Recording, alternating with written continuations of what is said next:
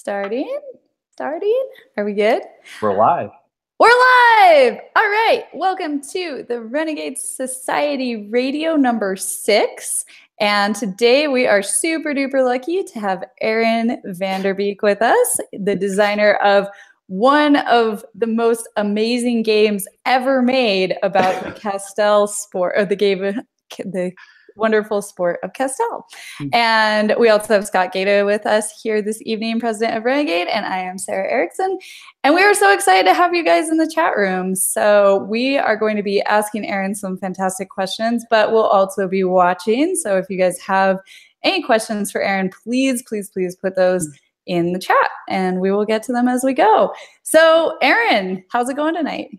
It's going great. Thanks Awesome. for having me on. Yeah. Yeah. So where are you at? Where do you live in this fine country? I live in San Francisco, California. I've been here about 10 years. That's awesome. So what do you do for a day job in San Francisco? I design video games, actually, for a company called Super Lucky. Oh my gosh. So what's their big thing? Like what keeps you guys with the lights on? Yes, so we do games from a lot of different genres. We started out doing a lot of casino games and specifically slots as well. But we also have a bingo game, and we've started getting more into casual games. So we're doing a lot of word games right now. And we have some other casual genres that we're going to explore after we get through all of these word games. That's fair. So what do you do with your company? So I am executive producer, but I came to them through basically doing all the game design. So I'm responsible for all the design and managing our other game designers as well for all of our projects. That's awesome. Yeah. I remember when I was a kid, there was basically nothing in the world that would have been cooler than being a video game designer. And now I talk to so many video game designers who want to be board game designers, but you're super lucky. You got to do both. Yeah, it's true. It's true. Yeah. I mean, I sort of like casino games and some casual games. They're not always the type of games that I play. So it's nice to be able to have both. So I'm able to sort of use my skills at my job, but also apply them to my hobby as well.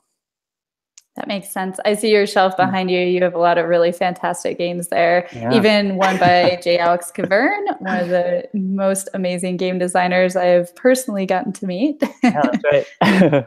He's wonderful. So yeah, that's pretty awesome. So what got you into gaming in the first place? I've played games my whole life. I mean, my original NES was my first console back in the day, and like that was a big thing that my group of friends was sort of centered around, all the way up through N64 and whatnot. And then in high school, I played a lot of Magic the Gathering, which was, I mean, I played board games with my family and stuff, but that was probably once I like really got into gaming, like, I don't know, like on the table, I guess. And even in college, I was like traveling around the world to play in Magic tournaments and stuff. So when I play games, I tend to really try to understand them. And originally that came from a sort of competitive fire, but now it comes from a desire to be a better designer. That's fair. Yeah. So Aaron, what era were you playing card games? When were you traveling around? It was like probably like 2002 to 2006. Oh, okay. Yeah, so at least 10 years ago. Yeah. Sometimes it's shocking to realize how old Magic is. Yeah, a lot of us started there. I think it's one of the cool things is sort of this common denominator of a lot of game designers and gamers in general. That it was just such a big thing in the 90s. We all either played Magic or Pokemon or a little bit of both. Yeah. Yeah, that's awesome. All right, so what kind of Magic deck did you play? I'm going to guess blue. Yes? Yeah, I was always a control player. Yep. Figured that one out. Very nice. Yeah, that's right. You guys were kind of jerks. Yeah, a little bit. I mean, Yeah. I was definitely a rules lawyer back in the day. But Nothing wrong with that. So were you like the type of player that would go to Friday Night Magic and make like the casual players cry? No. No. In the casual scenarios, I was okay, but in the PTQ, I was ruthless. All right. What's the biggest tournament you ever made top 8 in? What's that? The biggest tournament you ever top 8'd? Oh gosh. I never top 8'd a pro tour. The best I got was like top 16, which is still pretty good. But almost in like every regional, I was in the top 8, which would bring me to nationals every year. That's a pretty big deal. For people who didn't play Magic, those are huge events, incredibly competitive. That's an amazing feat, actually. That's very cool. Yeah. So back to more current times. So you started playing Euro games and started designing them yourself. And so what's the first game that you designed? Even like unpublished ones, or Sure. Stuff you've got on your shelf that you've played a bunch. That I've played. Of your own, yeah. Oh, okay. Wait, I'm confused. Are you asking me the first games that I designed or played? First games that you designed. I'm sorry. Oh, okay. Well, the first one that's being published is Castell. But I've been making board games for a while, even as exercises for, like when I was training to become a better game designer and whatnot, earlier in my career also.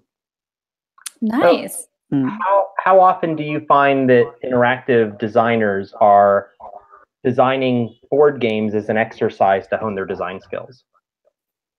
Well, I think paper prototyping is a pretty common practice.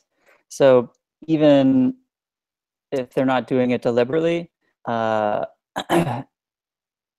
think a lot of interactive designers tend to do it. Even like when you're prototyping a mechanic, you can often distill it to its simplest aspects and then kind of get a sense of whether it's going to be fun or not. But also, like designing a board game compared to a video game it's a nice exercise from a system standpoint, or a narrative standpoint, depending on what your goal is. So if you're trying to like flex your narrative muscle, you would go down the sort of D&D RPG route. And if you kind of want to practice your systems design skills, you would design more like a Euro or an economic game. Yeah. Oh, interesting. So I found that in interactive studios, everybody there wants to make board games. Sure. One day, yeah. Do you think that they actually make them also, or is it? Well, I mean, I think it works in both directions. Like I've known a lot of people that got their start in tabletop design that then went on and work in interactive. So, I think it goes both ways, and I'm sure it kind of goes the other way too. But I think that it's there's something visceral, right, about making something that's going to be played on the table. So it seems to be pretty common thread.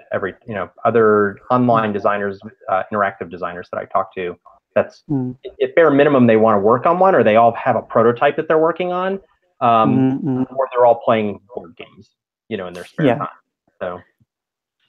Yeah, and also, I mean, no matter how people get interested in games, either through video or tabletop, if you're ultimately trying to make a living as a game designer, you kind of need to go to video games. Until you release a bunch of hit board games, right? Maybe then you can focus on that full time. Or start your own publishing company. Yeah, I think that it's interesting. Kickstarter's allowed so many people who were in your position to go that route and publish games themselves, but it is a lot of extra work, and you get to keep doing your day job and then design games, which seems like the fun part to me. Yeah, right. Yeah, if I can focus on designing, then I will. That's understandable. Yeah. So you met up with Scott at at a Protospiel, right? That's right. Yeah. Yep. Yeah, up in San Jose, right? Yeah. Yeah. It's coming up again, actually. Yeah, I know. I'm 2 or not going 3 to be able weeks. to. Yeah, I can't make it to that one. It's right on top of the GAMA trade show again. It's just too tight. Yeah, I wish I could go. It was a really cool event. Yeah, I really like it too. Generally, very high concentration of designers, so good to catch up with everyone there, and also just lots of great game playing. Yeah. How valuable do you find having other game designers play your game and getting feedback from them is compared to having just regular enthusiasts and players playing and giving you feedback? Like, how do you differentiate between that feedback? I really like game designer feedback earlier in a prototype. You can maybe have, or for one, game designers will often put up with more or be able to overlook more issues with a game, and give you more sort of like distilled or like insightful or pinpointed feedback, without getting hung up on perhaps some of the like UI related issues with your components or game.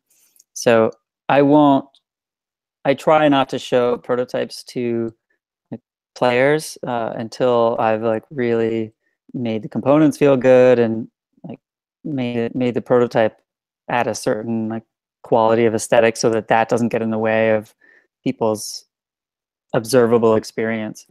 Yeah, but I mean, once a prototype gets to like a mature stage, I still will play it with game designers and obviously players as well. And I mean, I think I generally am still looking for the same things in a playtest. Like, are the players engaged during the game? And if not, then I try to understand why.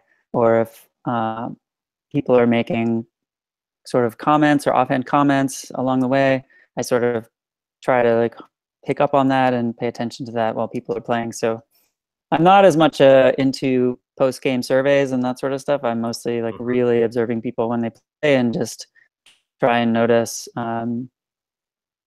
how people are acting while they're playing it. Yeah.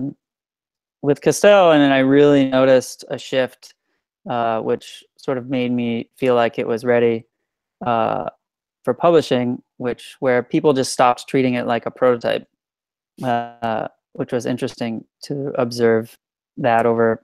I think I did probably at least over 200 playtests of Castell over the history of the game, and yeah, people would just play it, and then when people play a prototype, they always feel like they want to give feedback. Right. Even like no matter what their experience was, they just feel like that's part of the deal that they entered into. But at some point with Castell, they were just like, awesome. Right. Like, okay. Okay. That's really an interesting observation. I think we found that too, where you get you could have the game and it's totally done, you're ready to go, and if you let somebody play it and tell them, hey, it's a prototype, you can see them almost like sometimes digging through their mind, like, I got to tell them something. Yeah. Right? You know, I've got to find something to comment on. But if you said, hey, this game is done, it's off to the printer, they'll just play it. Right? Yeah, that's really interesting. So we did actually have a question in our chat room. Somebody was wondering if so his question was from Kevin Pruitt, is paper prototype the best way to start with fleshing out a board game idea? I think that's probably a very personal design question. So is that true with you? So in my process, when I have a new game idea, I actually will write the rules first. And that's usually where I iron out a lot of the sort of things that you miss when you're just thinking about high concept. And it'll give me a sense of whether I think that the game will be, like, the systems will go together, or it'll be a complete system when it's done. And once I get to that, then I go straight to paper. And I will play it by myself, a bunch of times in order to iron out all of the obvious stuff that, again, like writing the rules, you're not going to catch everything. So in a paper prototype, you're able to actually see it moving, the pieces moving, and you'll catch a lot of the easy stuff to get out of the way. And once you get a playable game, then I'll reach out to my game designer friends or bring it to an event where I think people will handle a prototype like that and get some feedback from real people. Right. So by the time I saw the game at Protospiel, it had already gone through the Cardboard Edison Awards, correct? Yeah, that's right. Yeah. So what was it like participating in that? I mean, it was it was great. I mean, I had been showing Castell to publishers probably about 6 months before that, and I wasn't getting very much interest. So I realized that the event or the contests would be sort of a platform that would give the game a little bit more visibility to people that might be interested in it. Because I know a lot of publishers are involved in these types of things, so even if it didn't win, a lot more people would see it. So at that point, like, the game, I felt, was very developed. So I felt like it would do well. Yeah, I didn't. I guess I thought it could win, but it was still a surprise to ultimately have that happen. And yeah, obviously it's been really great since then. Cool. After playing your prototype, I'm not surprised at all that it won. It is fantastic. Yeah. Very cool. We do have another question from the chat room. Sure. Colin Pastoris was asking, would you say you were inspired by any specific designers or more self-inspired? Kind of, where did this idea come from? Well, the idea definitely came from just I highly respect Catalonian culture and was totally inspired by that. I mean, I do have a lot of designers that I also really love. Let me see if I can go down a list, like Wolfgang Kramer, Matthias Kramer, Inca and Marcus Brand. I love the Splatter guys. Yeah, basically, like, very developed, system-oriented Euros I really like. And Alexander Spister is really good.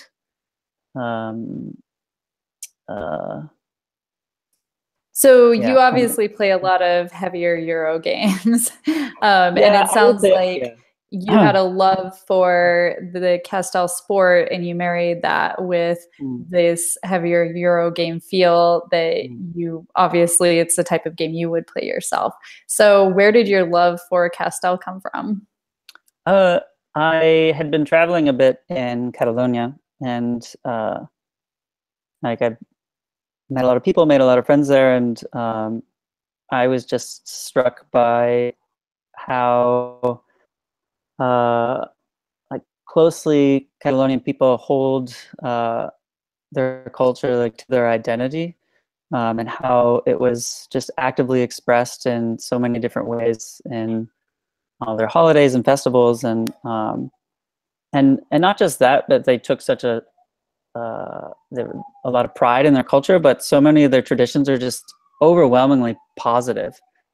Like, Castell is, at its core, an expression of culture, but it's also this amazing symbol of a ton of people coming together and doing something that's exceedingly difficult, and coming together and doing it, making something bigger than themselves.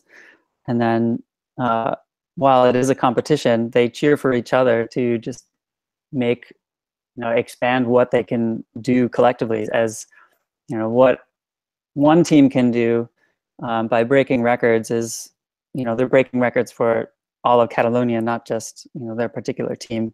So I just think it's such an amazing expression of culture, and I kind of wish lots of other cultures had similar things, and I hope by sharing it that maybe there's some chance that that will inspire things for the future.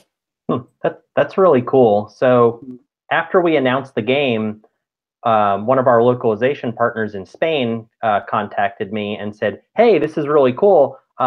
We're most of us in our office are Catalonian, so we hope you guys really got this right." No pressure. Yeah, no pressure. We just happen to be the people that you're representing. So I sent them the rule book. This was, I think, after it had been edited, and we were pretty close to being final and sending it off for production. But I sent them the rule book, and I said, "Here, check it out. Make sure that you guys don't see anything that we might have messed up." And they responded back after a few days after I'd sent it and said, "Everything's awesome. You guys did a good job." So we got the endorsement at least from those guys. So yeah, luckily I obviously was talking a lot with my friends there to make sure that things were being represented well, and also just to get clarification on certain things, because it was hard to look up information myself, because most of it's not in English. Yeah. That's available. So I was spending a lot of time on the Google sites in Catalan to find images and get details of when things are happening and where they're happening. But also once more visibility or the game was getting more visibility, I had some people contact me that were board gamers in Catalonia that offered to help out. And in the last couple of months, there was a lot of thematic development as far as choosing locations and the colors in the game, and they really helped a lot with that, which I'm super grateful for. Yeah, no, it's really cool. I'm really looking forward to seeing the response in Spain and kind of throughout Europe, especially when we're at Edison in the fall. Yeah, so it'll be really cool. So we do have a few more exciting questions for you. Are you ready to have a lot of gamers ask you to join their Castell team at every convention? We're going to get some big gamer towers going on. I think I would actually be terrible because not only am I pretty light, but I'm very tall. So I don't know where I would combo. Tower. Yeah, that doesn't describe any of the people in your game anyway. So this is not the type of game that we can do the big version of it, like the convention version of this game. Well, we can't do the live action. We could do big versions. Now we've talked about some of that stuff, but we can't do the live action version of this game. Sure. Right? The convention center, I think, would lose their minds. Could you imagine the insurance problems? Yeah, we're just gonna have gamers piling up on each other and building human towers. Yeah, I don't know if that would fly. They would totally shut us down. So just invite a real Castell team. Oh, that would be amazing. Oh my gosh. I would love to see this in person. I've watched some YouTube videos and it is just unbelievable. And I agree, even just watching it, you can tell that everybody is there to support each other and that they're really just trying to see how far they can go as a group together. And honestly, it makes sense that you made a board game out of this, because I feel like the board game community is also sort of this way. We show up at my board game night every Monday and Thursday, and we're just there to have fun and play games and see how well we can do. And nobody cares who wins. We don't even remember. We just leave the table and we had fun and we did it together. And that sounds like what Castell is all about. Yeah, that's really cool. Do you know, does this sport happen anywhere in North America? Does anybody do it at all here? Or is it really pretty isolated and just... Not that I know of. I mean, there are sort of isolated Castell groups, I think, in other places in Europe, but I don't know of it happening in the US. There are also some similar traditions that have sort of come about independently. I know of one in India that is very similar, but I haven't heard of it in the US. I think we should start a Renegade Castell team. Yeah. Steph already said that she did not want to be part of this in chat, just by the way. What are you talking about? But Meeple Overboard did make the correct comment that it's one of the few integrated sports where men and women play together. So we could do that with the current team that we have at Renegade. Yeah. That's one of the great things about it. It's also is that a Castell team, it seems to incorporate everyone, young and old, men and women, people of different sizes. It just carries this very observable connotation of inclusivity along with it. Mm-hmm. Yeah, no, it's really cool. I mean, the sport's super fascinating. It's just really amazing. I mean, you see the pyramids. Yeah, I mean, if anybody out there has not checked this out on YouTube and looked at the YouTube videos, you really need to check it out. It's just incredible. So Sarah, I think you would have to be the top of our tower. I'm pretty short, so that would help. Yeah. We have to get, my sister does customer service for us as well. And so she has a bunch of little kids and we can put them at the top and that'll be perfect. Cause like you said, everybody gets to play. Yeah. I don't know if I want to anger Jenny. She does customer service. That's a good point. Yeah. No, I don't want to do that. Yeah, well, Castell just seems amazing. Seriously, everybody go check out some YouTube videos. I thought I understood the concept. Sure, human towers, I feel like I've seen that before. There's nothing that will prepare you for watching these videos. They're really just unbelievable. So super, super cool. Oh, so John Paul wants to know, Aaron, why is the Castell bag so small?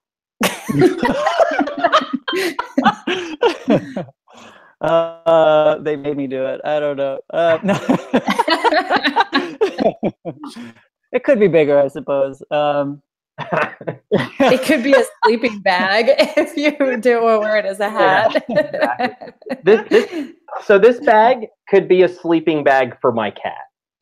Yes. Oh my goodness. The story of the bag size is that's just sort of like, I mean, I buy components online, like on Amazon and other retailers for like I just buy components that I can use in prototypes, and so I have like these cloth bags that I use in a variety of different prototypes. So this just happened to be the size of the bag I used in this game, and we sort of translated it into the published version. And yeah. There's a chance that this could change in future printings. So the first printing might be a collector's item. So you might want to get out there and pick up the giant. We'll call this the deluxe bag. Yes, the first edition deluxe. The first edition deluxe. That's right. Yeah. So no, it's nice. Have you seen the stuff on social media with people wearing it on their head? Yeah, of course. Yeah. So I'm actually kind of miffed at Rodney. Rodney, I think he tried to take credit as the first person to wear the Castell bag on his head. Oh. Yeah. Who did it first? Was it you? I did it first, for sure. Okay. I mean, I'm not going to let Rodney outfool me. Like, I'll make a fool of myself before Rodney will. Let it be known. That's right. Yeah. So I'm going to see him in a couple weeks at GAMA, and we're going to have words. Oh my goodness. So yes, I believe that Rodney did a fantastic video for this. If anyone wants to learn how to play and check out Castell, you should definitely go watch Rodney's Watch It Played video. He does an excellent job of teaching you all the rules, so you don't even have to open the fantastic rule book. Yeah. And then last night, the Heavy Cardboard guys did a playthrough, right? Mm-hmm. Yeah. Yeah, I hung up for that. Cool. Yeah. That's cool. So so I didn't watch the playthrough live because I was out, but I watched it this afternoon. How did it go live? Was it fun? Oh, it was great. Yeah, there was lots of engagement from their audience. I really like the stuff that they create, and I have somewhat similar tastes in games with them. So it was cool to have them or see them play something I made. Yeah, that was really neat. Yeah.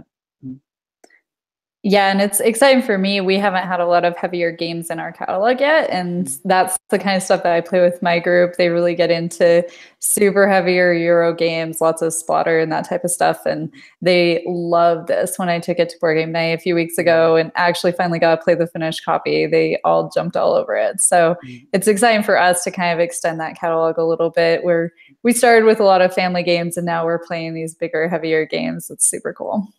Yeah, and yeah, even though like we call it heavy, like part of my goal, and even though like I know I skew like towards this style of game, like I do want it to be like marketable to like a or like accessible to a wider audience. And so part of my goal in designing games like this is to make them easily understandable. So sort of the holy grail is to have it be very easy and accessible, but just allow for a lot of potentiality or possibility from playing it. And the players, they feel like there's a lot possible when after they've played it or once they understand the system, even though it wasn't very hard to understand initially. Yeah, no, I think the replay value is really, really high. And they recognized that last night too. I thought that was neat. That after the game, when they were kind of doing their debrief and talking about it, that they brought out all the other stuff, and it's like, no, there's all these other options that you didn't even see on the table during the game. So yeah, we'll see. I think it's going to go over really well. I like the weight of the game. I think that it's perfect for us. Like, you kind of hit the nail on the head, where it's really easy to learn. The rules are not super complicated, but there's a lot of choices in the game. It's thinky, and it's going to challenge people. So that's kind of that nice sweet spot. So I think you hit it. I mean, that's kind of why we made it. So yeah. We did decide we liked it. Yeah.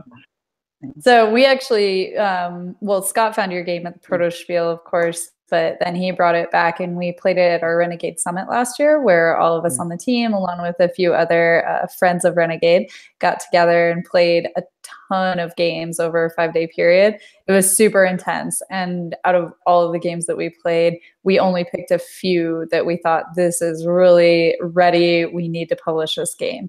And of course, Castell was one of them. And immediately, as soon as we got onto the table, we were all just talking about it for the rest of the time we were there. It was the standard for everything else that we found that weekend. Yeah, it became the conversation in between other games. So yeah, that was a good sign. So once again, that's why we did it. Yeah, if we couldn't stop thinking about it after we played, we figured that would be true for other people. And that was when we got to see it. It was a very nice prototype, but it was still just foam core and, lots of just rules that didn't have graphics and that kind of stuff. But it was really easy to understand because the rules really aren't that complicated. Yeah. So somebody just asked in chat, Ian O'Toole, can you guys see Renegade publishing heavier games in the future, or is Castell on the upper end of complexity? No, we'll make heavier games. I think we've already made some heavy games, and we have some other stuff we're going to be announcing pretty soon, right? I don't know the schedules. I just sign projects and get projects started, and then Sarah has to deal with the actual announcements and stuff. That's true. Well, and now Steph, she gets to help me too. That's right. Yeah, so we already put out Kepler at the end of last year. So if you like a little bit meatier, a little bit thinkier games, that is an awesome game, Kepler 3042. Definitely check that one out. And then we have Pytown, which is a really interesting Euro that we also found just a few days after we found Castell, actually. Yep. We found that at another designer meetup type event. And then we are about to publish Altiplano, which again fits into that category beautifully of relatively simple rules, but there's a lot of meat there, and it's going to take you a couple hours to get through that game. So we're establishing that part of our category very nicely, and there's lots to love in that part of Renegade now. When are we announcing that game? It's not a super heavy game, but when are we announcing the game by that German fellow? That will be at GAMA, so we have a couple weeks. A few weeks. We're announcing a game by a certain German gentleman. Hopefully most of you will recognize him. I'd be surprised if you don't. Yeah, he's fairly well known for heavy games. So this game isn't. It's not definitely not one of his heavy games. We'll see. I'm very excited for that. Yeah. Yeah. Oh, and then Mark Thompson mentioned Sentient as well. So that one's interesting because it's another J.Alex Cavern game, and it's like a 45-minute, less than an hour experience, but very thinky. Lots of different paths to victory, lots of interconnected cogs in a big machine that you can build. So it's also very good. Yeah. So Aaron, do you know Alex? Are you guys buddies? Haven't met him, but just through Twitter and sort of observed each other, I suppose. Okay. Yeah, we got to get you guys together. I think that you have similar tastes in games. You guys would hit it off. Unfortunately, you're on your opposite sides of the country, so we on the other side. So yeah, I was lucky enough to get to hang out with Alex and look at some of his new designs just a couple days ago in New York. Cool. Yeah, he is amazing. He always has new stuff. I just don't know how, as a designer, you can always have new concepts that you're thinking of and so much work to put them together. So do you have anything else you're working on now? Any little prototypes in the back? Oh, of course. Yeah. It's I think all game designers, it's more a struggle to work on like a few games rather than a lot. Those new ideas can be pretty seductive.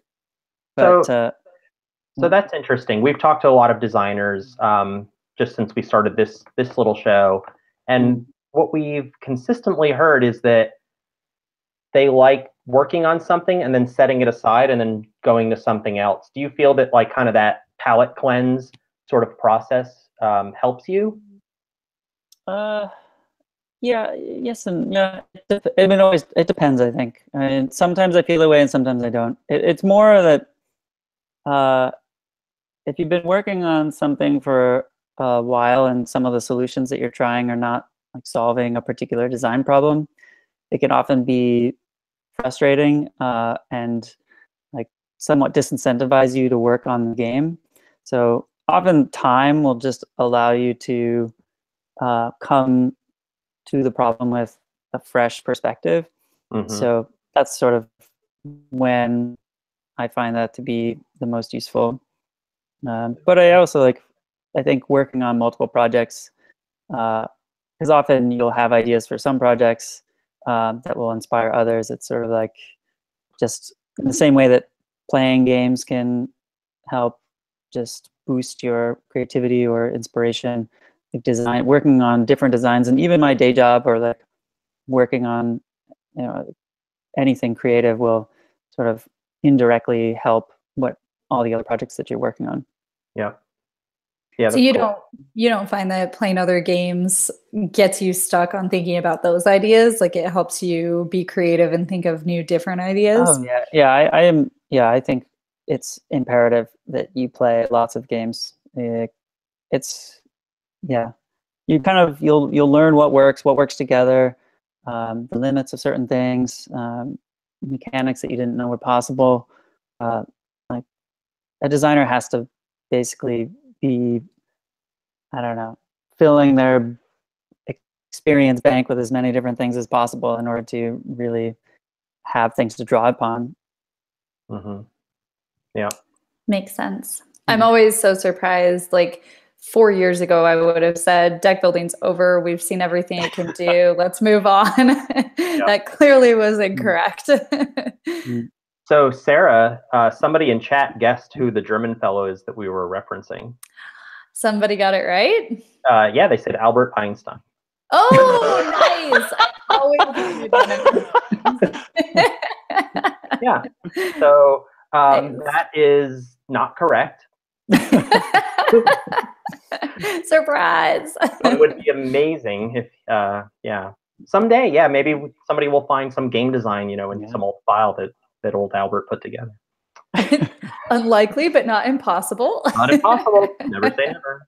There are some good games about Albert Einstein. Yeah. So Netter's Play asked if you have thought about working with other designers to collaborate on a game. Gosh. I guess I haven't really thought about it, but I certainly would. I do like collaborating a lot. Obviously, like, the video games industry is very collaborative. You're usually working on pretty big teams, and I mean, even this project on Castell you're usually collaborating with a lot of different people, like an illustrator, graphic designer, and everyone else involved. So yeah, I would definitely be up for it. So this is your first published board game, right? Yeah, that's right.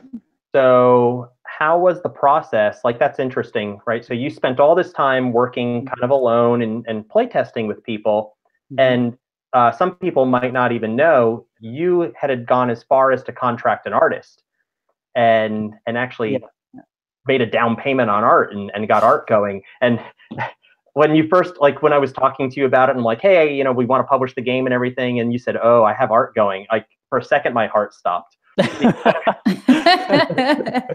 Because I can't tell you how many times I've heard that, and and then I look at the art and I'm like, oh, maybe not what we want to do. And it's not insurmountable, but not always like the best foot to start off on.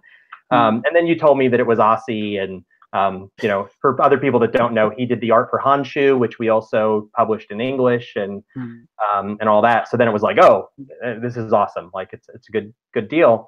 But beyond that, like, so once you started working with us, and you had mentioned, right, so you've got like Anita, who's our creative director, and she does graphic design, but then we also have other graphic designers on the team, and editors, and everybody's kind of in there.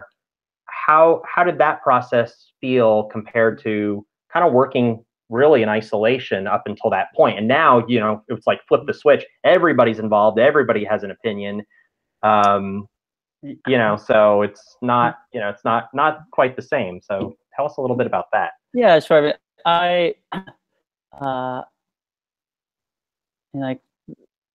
have a particular skill set that contributed to, or got the game to where it was. That I definitely recognize that in order to make the final product, of what it ended up as, that I would need to rely on the expertise of a lot of other people in order to accomplish that. So working with you guys has been such a pleasure that I felt that you guys cared a lot about the presentation of the theme, and kept me a very significant part of the process and helping guide that through. And so it was really pretty easy for me. All right. And everyone involved. Yeah. So, we hadn't talked about it, so I had no idea. This could have been like gone horribly sideways. And Aaron said, well, now that you bring it up, it was horrible, and I would never do that again. So, yeah. All right. Yeah. Well, that's good to know. Yeah. I mean, everybody on the team is really pretty good and collaborative. And like, the one thing I really like about our team is there's no egos. People throw out ideas all the time, and sometimes they're good, sometimes they're bad. Like, I'm first in line as far as that goes. I'm constantly throwing out stuff, and I will tell people, like, this might not be a good idea, but maybe it'll make you think of something else. So it's pretty good. Probably the only person in our team that's just kind of like mean is Leisha. Like, I give her, so it's her job. She's in charge of schedules, but kind of the enemy of fun. Oh no, that's my title. She can't have that one. Yeah, we'll come up with a new title. Sarah's the enemy of fun. Leisha's the devourer of souls or something. Like, I appreciated the frankness. Yeah. No, she'll just come out and tell you. She's like, hey, your game's not going to come out on time. You need to make a decision. It's like, hey, good to know. Okay. Thank you. Yeah. So she's very helpful. I don't know what we would do without her. I know. We love her. We just, she just beats us up. So it's okay.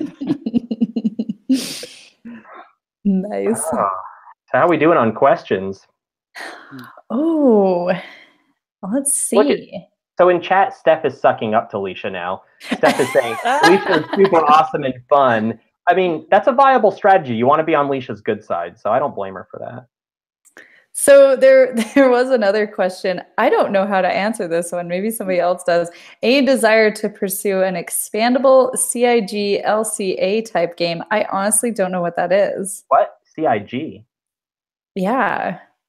Further explanation, Eric Davila. We'll get one in a few moments. So we'll come back to that question. Yeah. So Brad says that he hopes all those titles like Enemy of Fun are on the business cards. Well, Brad, they weren't, but they will be. Oh! So when we set up meetings at conventions or trade shows or whatever, we do have a little thing where you can log in and you can set up an appointment with somebody on our team. And there were lots of exciting titles inserted into that program for a while. We should go back and revisit those. Yeah. Oh, living card games. Oh, okay. Yeah. Expandable living card games like Netrunner. Oh, so if we're interested? I think it's for anyone who would like to answer. Oh. For Aaron and Renegade. Oh. I'm going to let you guys handle that one. Well, I would argue that we already have, because Clank is awesome and we keep having more stuff. And even though it doesn't exactly fit into that definition, I would say it's an expandable game and that there are expansions for it that you can pick up or decide not to pick up. Yeah, you can kind of pick and choose. So John Paul says a CCG/LCG in the Clank universe. Now that's different. That is a little different. That's true. That's very different. No plans. So I wouldn't say that we'll never do. I wouldn't say we'd never ever do a CCG, but I can't imagine right now how that would even happen. So it would have to be something that comes along that we just couldn't say no to. There are challenges with CCGs that I wouldn't have ever thought of until I worked in an office where we were making a CCG for World of Warcraft. You really need a lot of people dedicated to designing it all the time. Yeah. And they really need to be in a space together.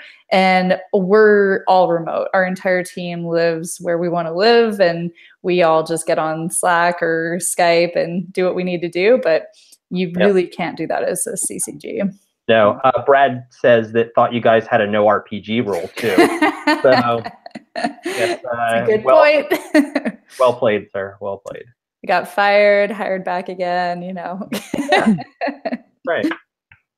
Yeah, we will talk more about RPGs very soon. I'm very excited about them. Yeah. Should be good. Well, I think that was a lot of questions for Aaron already. So we really appreciate you answering all of them for us. We have a few more last little things in our show. A few fun reveals for our dedicated fans that are still here with us, and a few just little sort of notes for the week to tell you guys what we have going on. So this week I had the wonderful opportunity to go to what's called New York Toy Fair. And in New York, everybody gets together, and it's the entire toy industry plus all of the board game industry, which is just absolutely dwarfed by the rest of the toy industry. They've been around a lot longer than us. There are a lot more toy stores, a lot more in that business. So we have this little kind of tiny corner in the enormous New York Convention Center that's just our industry. And then you wander around and see all sorts of plush ponies and wooden blocks and things everywhere else. So that was pretty awesome. Very overwhelming if you've never been to it before. It's an interesting experience. But what we do, the reason that I go there is to show off our games to industry folks who will be promoting them and interested in purchasing them for the rest of the year. So one thing we wanted to spoil for you guys is a prototype that I made up to show off at some of my meetings. So this is a prototype, not very, very well made one, but that's okay. And this is for an upcoming game that we haven't actually announced yet, but there's been a little bit of info sort of floating around on the internet about it. So this is, Junk Orbit. And this is coming out from us in June. It's by Daniel Solis. He designed Kodama and several other amazing, awesome little small card games. And we actually announced another game from him this week already. It's called Wonderland. It's going to be an International Tabletop Day exclusive product. So this will come out right after that does. And yeah, hey, Scott, do you want to tell us a little bit about this game? About Junk Orbit? Yeah. So Junk Orbit, it's kind of cool. So there's the different planets, and then there's all these tiles that are kind of like in a, if I remember right, figure 8 pattern that goes around them. And you're moving your ships and you're picking stuff up. And the way the mechanics work is you're kind of slingshotting around things and having to plan where your ship is going to wind up and deliver things to the other sections and picking up points and all that. It's really cool. The like if you played Daniel's other games, like it has, oh yeah, what is that? Like the little rocket ship meeples? Yeah, that's one of the player pieces. Yeah. Kind of fun. So somebody might have been Daniel himself, like described this game to me when he first pitched it as the kind of in the Gravwell, spiritual successor to Gravwell family. So I could see if you kind of like Gravwell that you might like Junk Orbit too. But I don't know, we haven't officially announced this one, even though we've got everything to show off. It's true. So it's a June release. We'll have it at the GAMA trade show in a few weeks to show off early.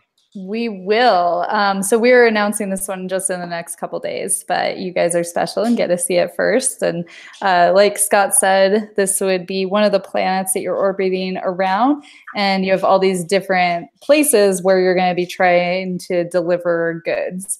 And if you can deliver enough goods to the various different places, then you'll get points, and that's awesome. There's a set collection aspect to it. But the thing that I love about this game the most is that it plays off the physics idea that if your ship is here in the middle and you push something this way, you're going to move this way. And so all of the junk that you have in your ship, if you shoot it out this direction, your ship's going to move this direction, but you're trying to get to the right place to deliver the junk to the correct location. So it's a really fascinating mechanic. I really haven't seen it before. It's a fun pick up and deliver kind of an idea, and absolutely gorgeous. I am just blown away by the beautiful art in this game. It's awesome. Yeah, it came out pretty good. We agonized over that cylinder box for quite a while. Yeah, it's a challenge. So for those fans in the chat room there today, what do you guys think about having this on your shelf? It's definitely going to be a nice display piece. Like I'm going to put it up on my top shelf there for sure and just have it really stand out. What do you guys think about that? We'll give you guys a few minutes to catch up in the chat room. So yeah, I think it's really cool. But the big question is, can you take the box, take the cylinder, and then flip it over and wear it as a hat? Well, end game. I don't know. I have to be very careful, but I think it could work. Oh, the lid. Oh, that's like those little flight attendant hats from the 50s. Yeah. Do I have to wear this at our next booth? I have to get like a little rubber band. Actually, I did ballet when I was a kid, and I'm pretty sure my teacher hated children as much as I do now because we had to wear little hats kind of like this, and she would hot glue them to our heads. I never went back after that. It was that is the best idea I've heard all day. We are going to have little Junk Orbit hats made for the staff to work in the GAMA trade show booth. I have to make a lot more of these prototypes. So anybody that doesn't like that, you have Sarah to blame. It's all my fault. Oh no.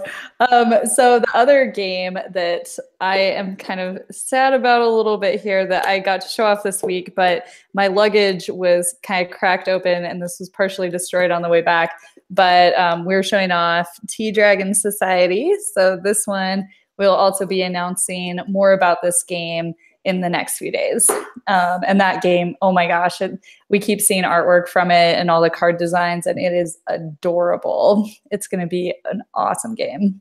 Yeah. So let's see, what else do we have going on? Oh, also Prowlers Passage. We announced that one this last week. But if you want to see kind of the size of the box, that's what it's actually going to look like. And you can get an idea in between Honshu and Castell. And that's a J. Alex Cavern game. It's just 2-player only. If you enjoyed Fox in the Forest and really like that battle of wits, that tug of war, this is going to be the next game for you. And it's a J. Alex Cavern game, so you know it's going to be good. There you go. Yeah, so I got to show all those off this weekend to a bunch of different people in the industry. Got to talk to some great designers and see some stuff that they have coming out for the next year. So it was a really great event. Nice. And yeah. I'm super excited about Toy Fair this year because I didn't go. That's true. that was my favorite part about Toy Fair is now Sarah can go. A little unfair, but no, I got to go and got to go see all the fun stuff. So yeah. I'll take it. So the other thing our team has going on this week is getting ready for the GAMA trade show. And we have some really, really big announcements that we'll be putting out during that week. So make sure to check that out and stay tuned. And we're going to try and do some fun filming there and kind of give you guys an idea of what that show looks like, because I know not a lot of people get to go to it. So let's see. What announcements do we have? We have the one attached to the German fellow. Yep. Are we announcing one about the guys and the stuff doing the thing? Yeah, that one I'm hoping. We're waiting a little bit, but we have a few things before that one is good to go. What other announcements are there that we can't talk about? Well, it's hard to talk about them. you have to learn how to be cryptic. So I do actually legitimately have some announcements about organized play stuff that we have going on for the rest of the year that I'll be telling retailers about. And I hope you guys are really excited about it, because I know promos are kind of a big deal, and we want to make ones that aren't, just the same old thing over and over again, ones that you can really care about and be excited for. So we have some of that we'll be announcing as well. Nice. It'd be good. So unless you had anything else, is it time for the game component challenge? It is time for the game component challenge. All right. I have it all ready. So I'm going to keep talking during this part just to make sure that you guys can see the screen and so that Scott and Aaron don't pop up by accident. But the first person to type this in gets a copy of the game. You guys all ready? All right. Fingers on the keyboard. First one to type it in. All right, here we go. And any guesses? This is from one of our designers that I get to see him more than other designers we have because we have a few events in his area. It is always a blast. He has one of my favorite local game stores in the whole country, and I think we have a winner. Colin Pastoris guessed Flatline, and that is correct. This is one of the die from Flatline, and this game is cooperative. It's in the same universe as Fuse. You get to be one of the people in the medical bay. You roll dice to save patients.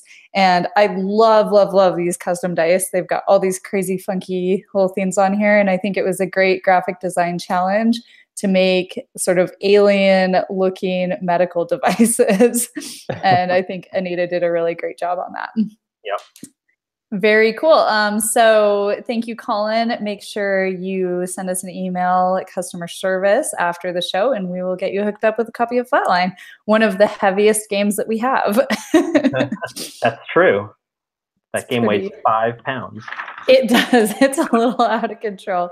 And then as far as games we have right now, we had a few updates this week. We got reviewer copies for Sabotage, which is a pirate-themed game, real-time drafting, and you get to blow up each other's pirate ships, which is very fun. We also got review copies of The Mummy's Curse, which is the upcoming expansion for Clank, and the expansion for Explorers of the North Sea, which is Rocks of Ruin. So keep your eyes out. We're going to have some reviewers posting about those very shortly, which should be fun. And We also have some contests. Today is the last day to enter the Byzance contest. That game is coming out March 14th. We're getting really close to it. It's an awesome little auction card game. It's also by the same partner that we have in Finland who did Honshu, Lautapulit. They make really great games, and this is one of their ones that they've had around for a while that's been very successful, and we just really wanted to bring that to the US. And after we are done with the Byzance contest, we are moving on to Lucidity Six-Sided Nightmares. So look for that contest as well. Thank you guys so much. It's been awesome having all of you in the chat room. And please give a shout out to Steph. She does such a great job answering all of your questions and keeping the chat room going. She's amazing. And thank you, Aaron, for coming on our show this week. It's been a pleasure having you. Yeah, thanks so much for having me on. Great, thanks. And we will be back on March 7th at 9 o'clock Eastern, 6 o'clock Pacific time, and we would love to see you guys all there. Thanks so much, and we'll talk to you later. Bye. Bye, everybody.